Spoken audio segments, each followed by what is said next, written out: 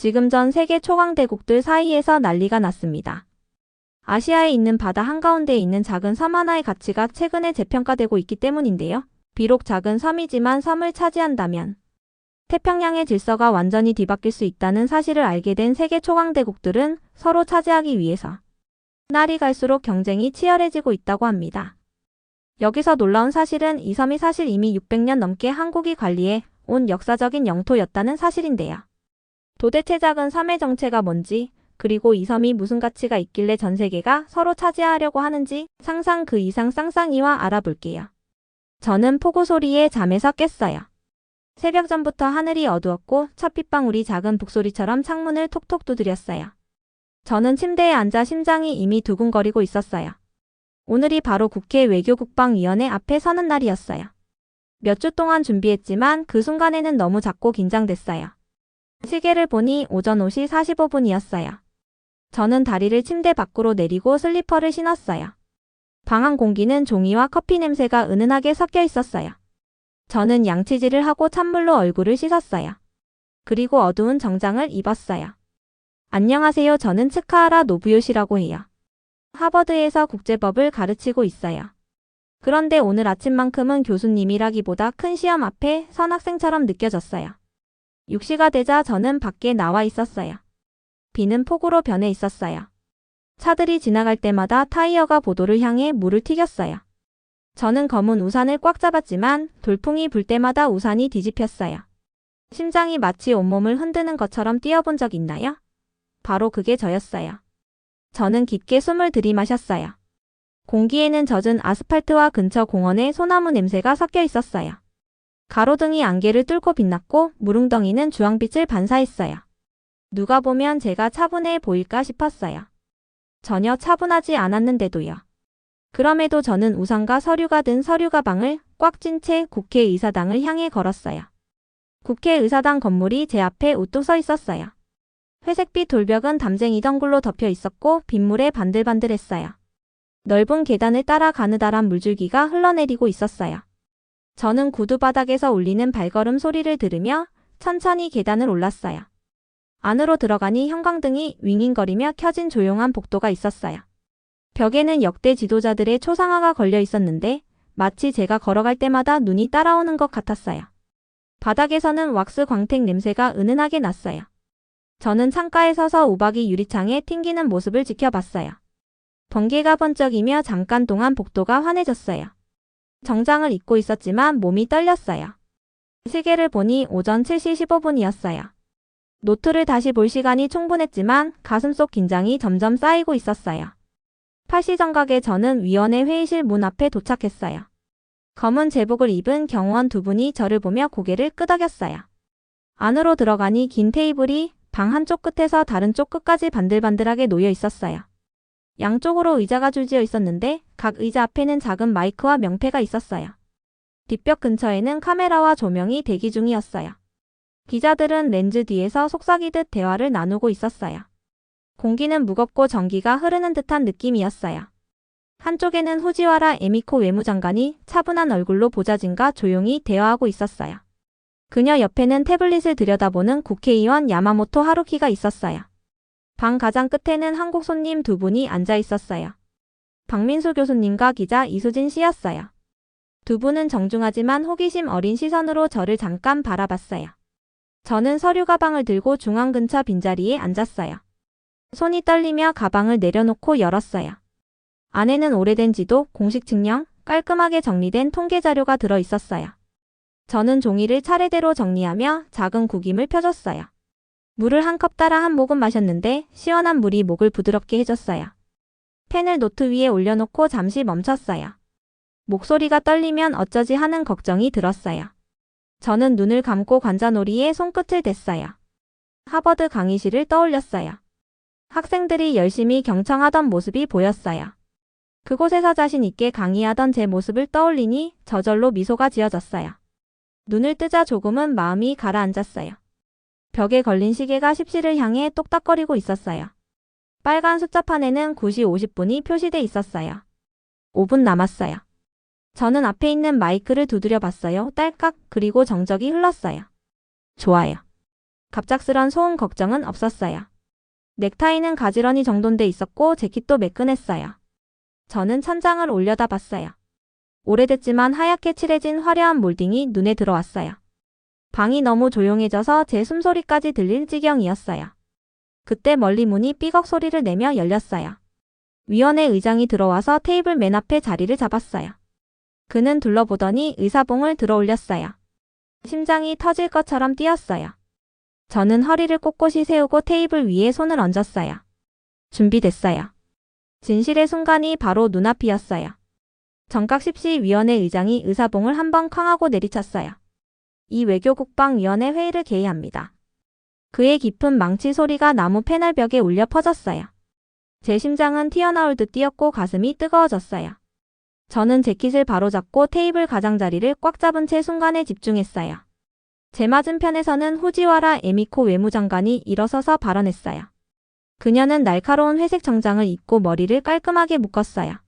목소리는 차분했지만 단호했어요. 오늘 저는 일본의 외교 정책 우선순위를 말씀드리겠습니다. 첫째, 한미 동맹을 강화하겠습니다. 둘째, 기후변화에 대응하겠습니다. 셋째, 다케시마 한국에서 독도로 알려지는 국제법과 역사적 기록에 따라 분명히 일본 영토임을 재확인하겠습니다. 방안은 순식간에 숙연해졌어요. 저는 공기가 무거워진 걸 느꼈어요.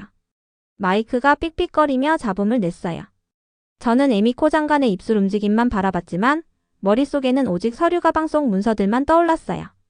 그 증거를 모두에게 보여주고 싶었어요. 에미코 장관은 잠시 멈추고 주위를 둘러봤어요. 옆에 앉은 야마모토 하루키 의원은 한번 고개를 끄덕였어요. 그의 눈은 반짝였어요. 제 왼쪽에 앉은 한국의 박민수 교수님은 침착한 표정을 유지했어요. 기자 이수진 씨는 펜을 든 채 노트북을 펼치고 있었어요. 저는 꿀꺽 삼키며 목이 잠기는 걸 느꼈어요. 에미코 장관이 말을 마치자 잠시 정적이 흘렀어요. 그러다 그녀가 질문 있으신 분은 환영합니다. 라고 했어요. 그녀의 눈이 제 쪽으로 향했어요. 맥박이 터질 것처럼 뛰었어요. 저는 서류 가방 속 문서들 2개의 황실 측령, 지도, 상세 노트를 떠올렸어요. 화장실 거울 앞에서 연습했지만 막상 눈앞에 닥치니 손이 조금 떨렸어요. 저는 깊게 숨을 들이마셨어요. 의자에서 조심스레 일어나며 물잔을 쓸까봐 신경 썼어요. 의자가 바닥을 긁는 소리가 부드럽게 울렸어요. 방이 갑자기 더 밝아진 것 같았어요. 에어컨 바람이 목덜미를 스쳤어요. 저는 마이크 버튼을 눌렀어요. 딸깍. 그리고 조용한 삑 소리를 기다렸어요. 장관님, 방해드려 죄송합니다. 제 목소리는 조용했지만 차분했어요. 한미동맹과 기후변화 대응에 대한 명확한 말씀 감사드립니다. 저는 잠시 멈추고 두 손을 테이블 위에 올렸어요. 에미코 장관을 똑바로 바라봤어요. 다케시마의 지위에 대해 다른 관점을 제시해도 될까요? 에미코 장관의 눈썹이 살짝 올라갔어요. 그녀는 보좌진을 흘끗 보았어요. 방 안은 너무 조용해져서 구석에 있는 프로젝터의 윙윙거림까지 들렸어요. 야마모토 의원은 앞으로 몸을 숙였고 박민수 교수님은 호기심 어린 눈빛으로 저를 지켜봤어요. 이수진 기자는 카메라를 들어 플래시를 터뜨렸어요. 저는 서류 가방을 열고 첫 번째 문서를 조심스레 꺼냈어요. 1877년 메이지 정부 측령 사본이었어요. 테이블 위에 놓으며 말했어요. 이 측령은 일본어 원문과 제 영어 번역입니다. 여기에는 울릉도와 주변 도서가 강원도 관할 하에 있다고 명시돼 있어요. 두 번째 문서인 1900년 제41호 황실 측령도 내밀었어요. 이 문서에도 같은 섬들이 한국 영토로 명시돼 있습니다. 방 안에 낮은 웅성거림이 퍼졌어요. 에미코 장관은 테이블 가장자리를 꽉 잡았어요. 그녀의 목소리는 정중하지만 단호했어요. 츠카하라 교수님, 이 문서들은 이미 검토된 바 있습니다. 당시 사용된 지명이 현대의 다케시마와 정확히 일치한다고 보기 어렵습니다. 제 심장은 너무 크게 뛰어서 모두가 들을까 싶었어요. 저는 옆에 놓인 지도 위에 손을 올렸어요. 장관님, 국제법은 역사 기록과 실질적 지배를 모두 고려합니다. 이 측량들은 공식 일본 정부 문서입니다. 현재 주장을 도전하는 증거라고 해서 무시할 수 없습니다. 야마모토 의원은 의자에 몸을 기댔고 그의 얼굴에는 의심의 기미가 스쳤어요. 박민수 교수님은 천천히 고개를 끄덕였어요. 이수진 기자는 카메라를 클릭하며 한순간 방을 밝게 비추었어요. 에미코 장관의 목소리는 조금 부드러워졌어요. 교수님, 우리의 입장은 1905년 이후 계속된 실질적 지배에 기반합니다. 반대 증거는 신중히 검토돼야 합니다. 저는 다시 숨을 들이마셨어요. 방 안 모든 시선이 저에게 집중된 느낌이었어요. 바로 그 점 때문에 이 문서를 가져왔습니다. 우리 기록을 무시하면 이중잣대를 적용하게 됩니다. 모든 증거는 동등하게 존중받아야 합니다. 긴장감이 가득한 정적이 흘렀어요. 방 안 공기가 숨을 참는 듯 무거웠어요. 제 목소리는 방 안에서 작게 울렸지만 제 말은 분명히 전달된 것 같았어요. 에미코 장관이 잠시 눈을 감았다가 다시 뜨며 결의를 다지는 표정을 지었어요. 그 긴장된 순간 저는 이 논쟁이 본격적으로 시작됐다는 걸 알았어요. 첫 번째 충돌이 벌어졌고 이제 모든 것이 달라질 거였어요. 첫 번째 도전 후 방 안은 마치 숨을 멈춘 듯 고요해졌어요. 후지와라 장관의 차분했던 얼굴이 이제는 약간 굳어져 폭풍을 억누르는 듯 했어요. 저는 천천히 숨을 들이마시고 다시 한번 논의를 이어갔어요. 1905년 이후의 지속적 지배에 대한 말씀은 감사드립니다. 저는 차분한 목소리로 시작했어요. 하지만 역사의 다른 부분을 살펴보죠. 저는 서류 가방에서 말린 지도를 꺼냈어요. 가장자리가 달아있었고 종이는 살짝 바스락거렸어요. 지도는 1592년 임진왜란 직전에 도요토미 정권을 위해 일본 측 지도 제작자들이 그린 것이었어요. 저는 지도의 작은 섬에 손가락을 가져다 댔어요. 여기 조선에서는 대마도로 부르는 쓰시마입니다. 보이시죠? 이 섬이 일본이 아니라 조선의 경계 안에 위치해 있어요. 낮은 웅성거림이 다시 퍼졌어요. 야마모토 의원은 태블릿을 잊고 앞으로 몸을 기댔어요. 에미코 장관은 지도를 번갈아 보더니 집중했어요. 기자들조차 카메라를 잠시 내려놓았어요. 저는 계속해서 말했어요. 300년 후 한국 학자들이 그린 지도도 있습니다. 두 번째 지도를 옆에 펼쳤어요.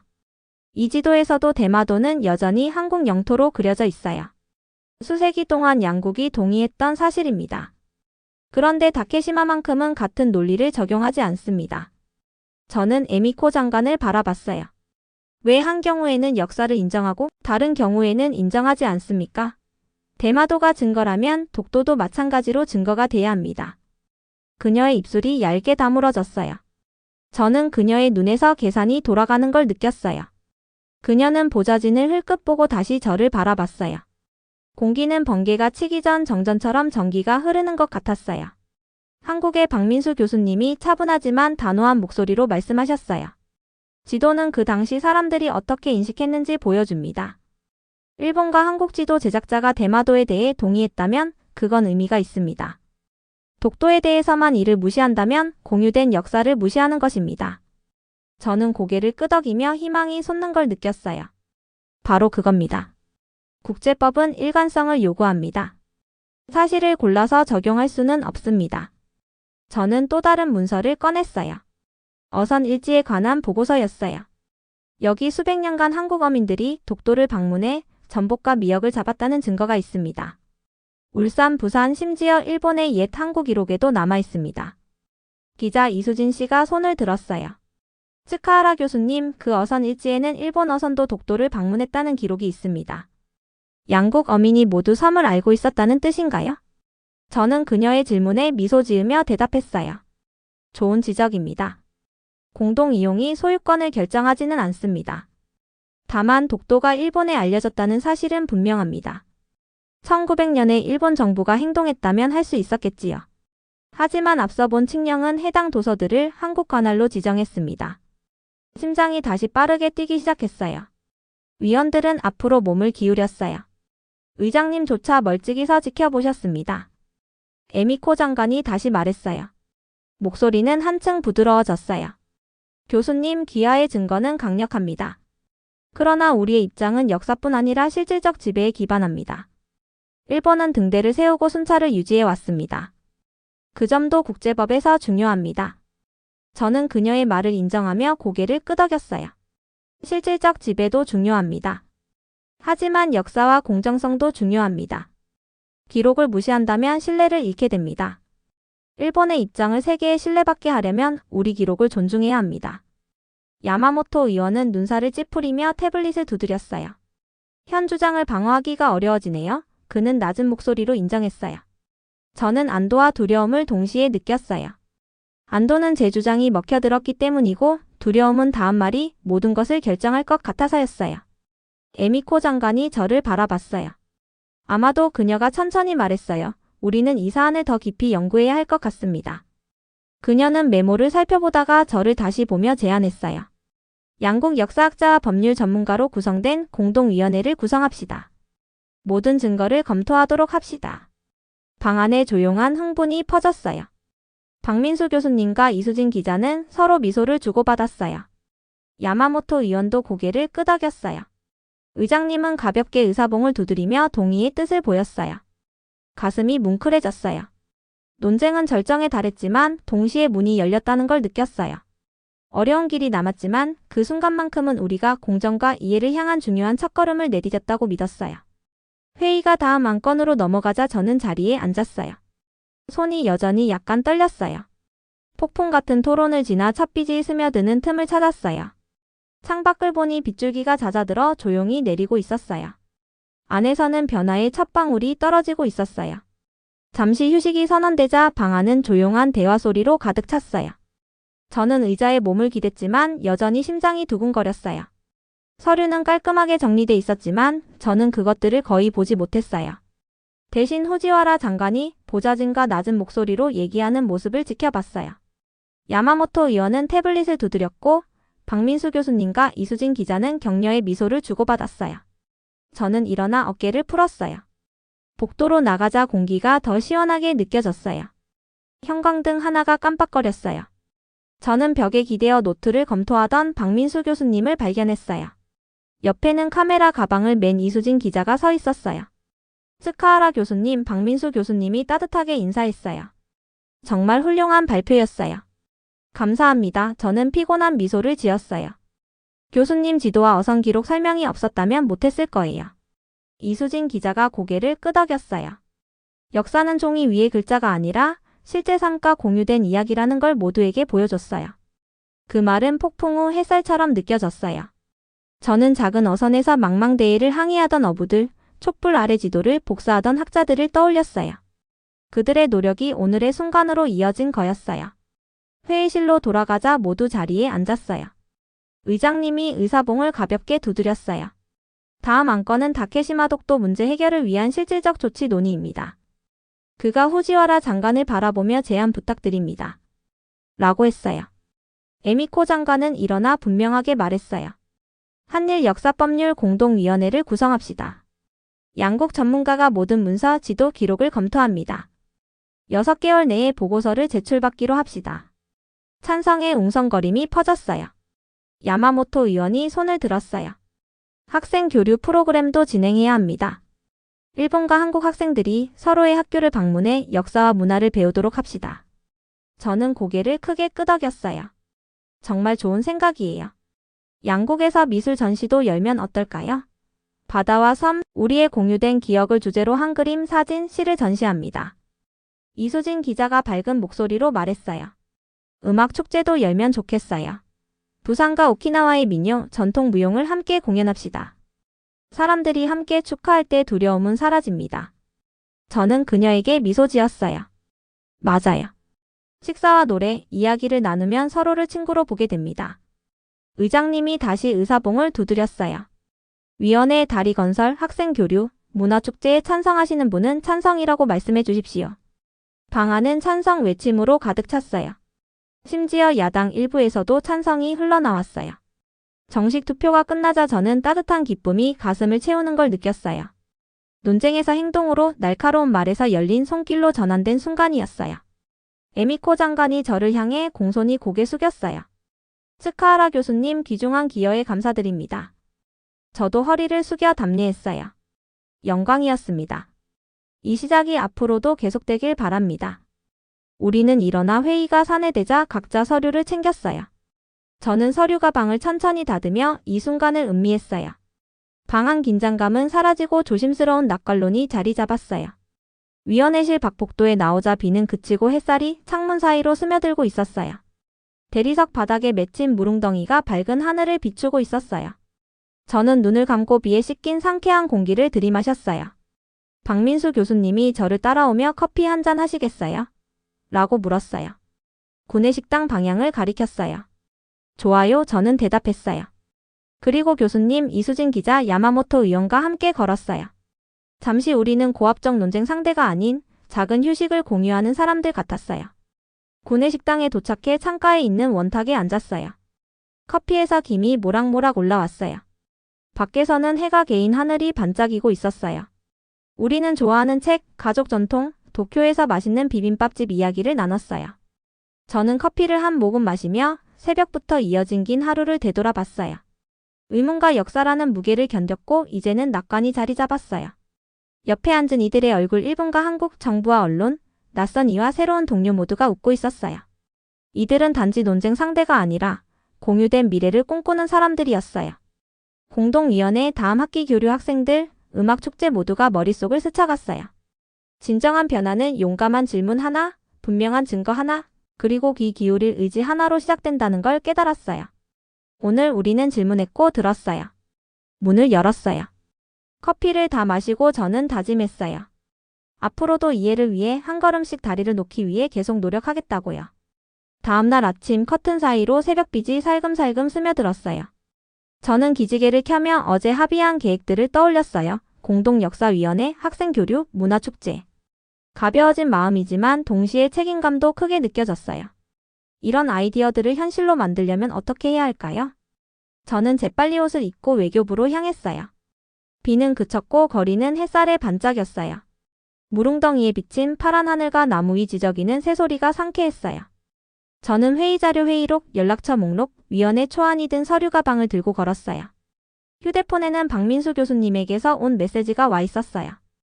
오전 9시에 회의실에서 뵙겠습니다. 역사를 만듭시다.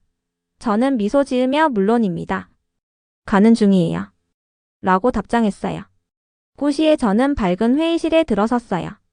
긴 테이블이 가운데에 놓여 있고 빈 의자들이 둘러싸고 있었어요. 한쪽에는 일본 측 역사학자, 법률학자, 문화 담당자들이 앉았고 반대편 스크린에는 한국 측 전문가들이 화상으로 연결돼 있었어요. 저는 깊게 숨을 들이마셨어요. 손바닥이 살짝 땀으로 미끄러웠지만 마음속으로 다짐했어요. 우리는 이제 한일 역사법률 공동위원회를 시작합니다. 모든 증거를 공정하게 검토하고 과거를 공유된 이해로 만들어요. 박민수 교수님이 먼저 말씀하셨어요. 차분한 목소리가 방을 가득 채웠어요. 저희는 서울, 부산, 도쿄, 교토의 기록 보관소에서 문서를 수집했습니다. 스캔본과 번역본을 모두 공유하겠습니다. 교수님이 버튼을 눌러 슬라이드를 띄우자 오래된 지도, 칙령, 어선 일지 사진들이 화면에 떠올랐어요. 저는 마치 종이와 잉크 냄새가 나는 듯한 기분이었어요. 다음으로 일본 역사학자 사토 박사가 일어나 제안된 일정표를 보여줬어요. 작업을 3단계로 나눕니다. 문서 검토, 현장 답사, 최종 보고서 작성. 각 단계는 약 2달 정도 걸릴 예정입니다. 그는 저를 바라보며 웃었어요. 스카하라 교수님, 현장 답사팀을 이끌어 주시겠습니까? 저는 고개를 끄덕였어요. 영광입니다. 양국 박물관, 기록 보관소, 그리고 독도 다케시마 현장 답사를 포함하겠습니다. 방 안에는 작은 설렘이 돌았어요. 영상 속 한국 전문가들도 화면 너머로 기대에 찬 표정을 보냈어요. 2시간가량의 논의를 마치고 우리는 계획을 확정했어요. 다음 달 첫 답사 일정을 잡았어요. 저는 회의를 마치며 말했어요. 열린 마음과 상호 존중으로 일합시다. 우리는 적이 아니라 진실을 찾는 동반자입니다. 사무실로 돌아가며 저는 에너지가 차오르는 걸 느꼈어요. 커피 한 잔을 따라 초안을 살펴봤어요. 학교장에게 보낼 학생 교류 프로그램 안내 메일 초안이었어요. 저는 타자를 두드렸어요. 안녕하세요. 저희는 도쿄와 부산 간 학생 교류 프로그램을 시작합니다. 학생들은 현지 가정에서 지내며 수업에 참여하고 서로의 문화를 배우게 됩니다. 이 경험이 평생 이어질 우정을 만들어줄 것이라 믿습니다. 저는 잠시 멈추고 물었어요. 새로운 장소에 가서 설레면서도 긴장해 본 적 있나요? 제 첫 하버드 첫날이 떠올랐어요. 전 세계 친구들을 만난 그 설렘과 두려움이 교과서보다 더 많은 걸 가르쳐줬어요. 저는 일본과 한국 학생들에게도 그런 기회를 주고 싶었어요. 점심때가 되자 메일을 보내고 긍정적인 답장을 몇 통 받았어요. 어떤 학교장님들은 체류기간, 안전대책 등을 물었어요. 저는 그룹 리더, 비상 연락망, 문화 오리엔테이션 세션을 약속하며 답장을 보냈어요. 2주 후 저는 일본 학생 몇 명과 함께 버스를 타고 부산으로 향했어요. 뒷자리에선 학생들이 한국어 인사를 연습하며 떠들었어요. 안녕하세요. 감사합니다. 저는 앞자리에 앉아 창밖을 바라봤어요. 파란 바다 위로 어선들이 물결 위에서 흔들리고 있었어요. 저는 지점을 가리키며 설명했어요. 저 멀리 제주도가 보이고 그 옆이 울산항이에요. 많은 한국 어민이 이곳에서 독도로 떠났습니다. 학생들은 고개를 앞으로 숙이며 눈을 반짝였어요. 그중 한 소녀 아야카가 물었어요. 교수님, 우리가 독도를 볼 수 있을까요? 저는 미소 지으며 답했어요. 날씨가 좋으면 볼 수 있을 거예요. 최선을 다해 볼게요. 학생들의 설렘과 제 기대가 섞여 있음을 느꼈어요. 이 여행은 단순한 현장 학습이 아니었어요. 공유된 역사로 떠나는 여정이었어요. 부산에 도착하자 역 앞에는 환영 현수막과 선물을 든 가족들이 기다리고 있었어요. 저는 수줍게 호스트 가족에게 인사하는 학생들을 지켜봤어요. 목이 뭉클해졌어요. 바로 이 순간이 우리가 바라던 연결이었어요. 그날 저녁 해변공원에서 작은 축제가 열렸어요. 등불이 줄지어 매달려 있고 음악이 부드럽게 흐르고 있었어요. 한국북 공연단이 리듬감 있는 북소리를 내며 무대를 달궜어요. 곧 일본 다이코 공연단이 합류했어요. 북소리가 섞이며 관객들은 박수를 쳤어요. 저는 관객 속에 서서 두 문화가 하나로 어우러지는 장면을 지켜봤어요. 한국 학생 민지와 마주쳤어요. 그녀가 뜨거운 식혜 한 잔을 건네며 말했어요. 부산에 온 걸 환영해요. 저는 고개 숙여 인사하며 달콤한 식혜를 마셨어요. 따뜻함이 온몸으로 퍼졌어요. 저는 물었어요. 민지 씨는 체류 중 무엇을 배우고 싶나요? 그녀는 조심스레 대답했어요.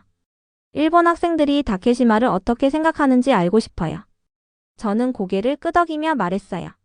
저도 한국 학생들이 독도를 어떻게 생각하는지 배우고 싶어요. 그녀가 부드럽게 웃었어요. 그러면 함께 배우면 돼요. 밤하늘 아래 호텔로 돌아가며 저는 이 여정의 의미를 되새겼어요. 회의, 이메일, 버스 여행, 등불 축제 모두 다리 놓기의 한 걸음이었어요.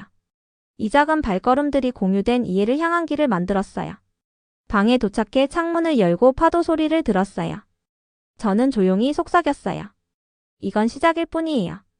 마음속에서 확신이 피어올랐어요. 페리에서 내려 독도의 바위 해안에 발을 디뎠을 때 바람이 차갑게 얼굴을 때렸어요. 하늘은 맑은 파란색이었고 흰 구름 몇 점만 떠 있었어요. 저는 코트를 단단히 여미고 주변을 둘러봤어요. 작은 초록색 감목들이 바위에 매달려 있었고 파도는 절벽 아래서 부서지고 있었어요. 제 심장은 빠르게 뛰었어요. 수많은 논쟁을 불러온 그 섬에 제가 서 있다는 사실이 꿈만 같았어요. 저는 등대가 있는 언덕 꼭대기로 천천히 걸었어요. 길은 울퉁불퉁했고 돌이 미끄러웠어요. 오래전 어부들이 작은 배 위에서 이 절벽을 따라 항로를 잡았을 걸 생각했어요. 얼마나 용감했을까요? 저는 눈을 감고 짠내나는 공기를 깊게 들이마셨어요. 언덕 위 등대에 다다르자 한 무리의 학생들과 교사, 그리고 현지 레인저들이 기다리고 있었어요. 한국과 일본 학생들이 함께 모여 손을 흔들었어요. 어떤 학생들은 평화, 우정이라고 적힌 현수막을 들고 있었어요. 다른 학생들은 카메라를 들고 순간을 기록하려 했어요. 저는 떨리는 다리로 미소 지으며 손을 흔들었어요. 스카하라 교수님. 민지가 노란색 레인코트를 입고 달려왔어요. 비가 오지 않았지만 레인코트를 입은 게 귀여웠어요. 그녀가 환하게 웃으며 말했어요. 독도에 오신 걸 환영해요. 아야카도 저라며 인사했어요. 여기에 올 수 있어 영광이에요. 그녀가 일본어로 그리고 조심스럽게 한국어로도 감사합니다. 라고 했어요. 민지가 웃으며 박수를 쳤어요.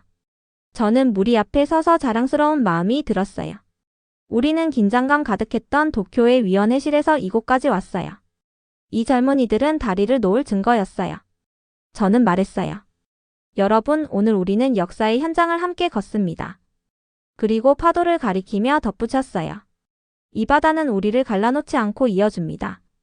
우리는 등대 아래 원을 그렸어요. 레인저가 섬의 희귀조류와 자생식물에 대해 설명했어요.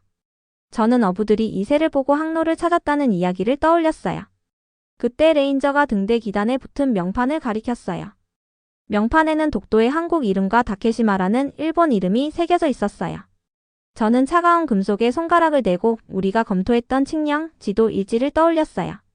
갑자기 바람이 불어 민지의 모자가 벗겨지려 했어요. 모두가 웃으며 민지가 모자를 쫓아 뛰었어요. 아야카가 도와주러 달려갔고 두 사람은 바람에 몸을 맡기며 언덕을 가로질러 뛰었어요. 저는 그 광경을 보며 따뜻함이 가슴속에서 퍼지는 걸 느꼈어요. 웃음이 잦아들자 저는 모두에게 캠퍼스를 꺼내자고 했어요. 우리가 가져온 빈 캠퍼스였어요. 저는 먼저 일본어로 적었어요. 역사가 우리를 하나로 묶기를. 그리고 한국어로 역사가 우리를 하나로 묶기를. 학생들이 차례로 문구를 남겼어요. 어떤 학생은 평화, 어떤 학생은 우정, 어떤 학생은 파도와 새를 그렸어요. 캠퍼스가 가득 차자 우리는 그것을 돌돌 말아 도쿄와 서울 양쪽에 전시하기로 약속했어요. 그 다음 해변에 작은 돌멩이를 모았어요. 저는 어부들이 안전한 항해를 기원하며 바다의 신에게 돌을 바쳤다는 이야기를 했어요. 학생들은 각자 돌을 등대 기단에 올리며 미래를 향한 소원을 빌었어요. 민지는 한국어로, 아야카는 일본어로, 저는 저의 소원을 속삭이며 돌을 놓았어요. 이런 순간이 더 많아지길. 해가 지기 시작하자 하늘이 분홍빛과 주황빛으로 물들었어요. 우리는 가장 높은 지점에 올라 수평선을 바라봤어요. 석양에 반짝이는 파도, 하얗게 빛나는 등대가 등불처럼 반짝였어요. 저는 떠올렸어요. 수많은 회의와 논쟁이 우리를 이곳으로 이끌었고, 에미코 장관과 야마모토 의원이 문을 열었고, 박민수 교수님과 이수진 기자가 공유의 힘을 보여줬어요. 학생들을 돌아보며 말했어요. 이 섬은 작지만 우리의 꿈은 큽니다. 역사가 우리를 갈라놓지 않고 이어줄 수 있다는 걸 증명했습니다. 학생들은 분홍빛 하늘 아래 고개를 끄덕였어요. 민지가 물었어요. 교수님, 이제 무엇을 하실 건가요? 저는 잠시 파도를 바라보다가 대답했어요. 계속 다리 놓기를 하겠습니다. 가르치고 듣고 사람들이 다리를 놓고 싶어하는 곳이라면 어디든 달려갈 거예요. 평화는 목적지가 아니라 함께 걷는 길이니까요. 학생들은 환호하며 서로를 껴안았어요. 제 뺨에는 눈물이 흘렀어요. 슬픔이 아닌 희망의 눈물이었어요. 바람이 우리 주위를 감싸 안으며 파도 소리와 웃음소리를 실어 나르고 있었어요. 저는 생각했어요. 이런 약속의 장소에 서본 적 있나요? 그 순간 저는 그런 기분이었어요.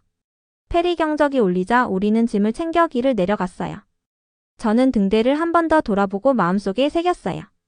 길잡이이자 안전의 상징인 등대처럼 우리도 서로를 비추어 이해로 이끌어야 한다고요.